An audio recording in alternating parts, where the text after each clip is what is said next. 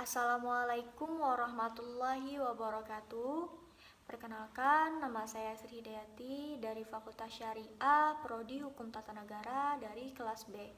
Terbuatnya video ini untuk melengkapi tugas individu saya pada mata kuliah Hukum Perdata dari Ibu Tri Hidayati MA. Di sini saya akan memaparkan materi mengenai pertemuan pertama dengan kedua. Langsung saja di pertemuan pertama kita akan membahas tentang apa sih hukum perdata itu dan membicarakan apa saja sih hukum perdata itu.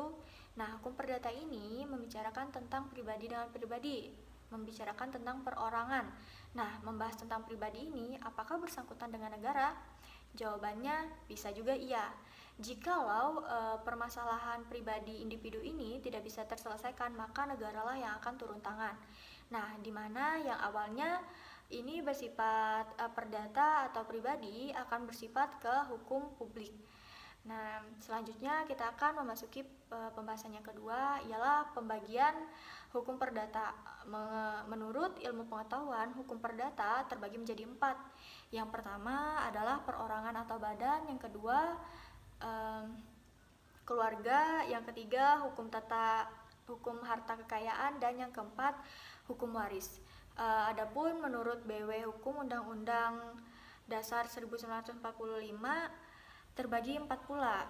Yang pertama orang, yang kedua benda, yang ketiga perikatan, dan yang keempat bukti atau luarsa. Selanjutnya adalah ruang lingkup hukum yang terbagi 2, yaitu hukum privat dengan hukum publik. Nah, hukum perdata ini termasuk di hukum privat, dan hukum publik itu bersifat memaksa dan hukum privat ini hanya bersifat mengatur. Selanjutnya kita akan memasuki di pertemuan kedua, di mana kita membahas tentang sejarah, sistematika, dan sifat hukum perdata di Indonesia.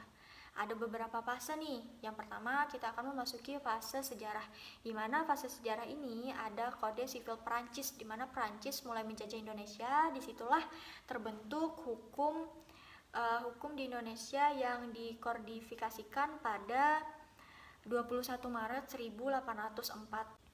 Dan selanjutnya ada Kode Novalion, di mana dikodifikasikan pula pada tahun 1807. Dan sambung lagi di selanjutnya ada terbitlah BW dan WVK setelah Belanda merdeka pada 1 Oktober 1838. Nah, di sini selanjutnya ada pula masa di mana Belanda menjajah Indonesia pada tahun 1817 sampai 1912. Di sini pula berlaku asas konkordasi, maka BW dan WVK berlaku pada 1 Mei 1848. Sampailah di masa Jepang pada tahun 1942, BW dan WPK pun di situ masih berlaku. Nah, selanjutnya memasuki fase yang kedua, yaitu fase merdeka, di mana fase merdeka ini BW dan WPK masih berlaku berdasarkan pasal 2 aturan peralihan Undang-Undang Dasar pada 1945. Dan masa yang kedua, masa RIS, pada tahun 1949 sesuai pada pasal 192. Dan masa yang ketiga adalah masa RIS kembali ke RI Undang-Undang Dasar 1950.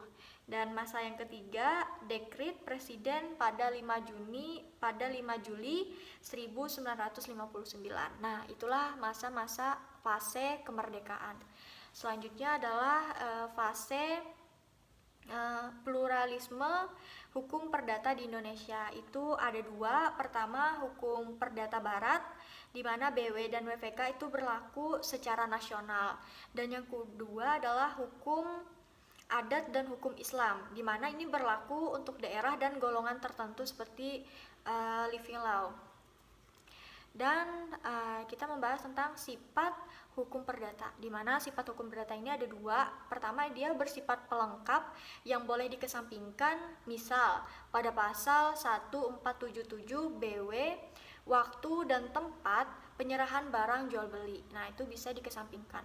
Dan ada juga sifat yang kedua, yaitu bersifat memaksa, yang dimana sifat memaksa ini tidak boleh dikesampingkan. Seperti misalnya pada pasal 39 Undang-Undang Nomor 1 1974 tentang perceraian hanya dapat dilakukan di dalam persidangan pengadilan berdasarkan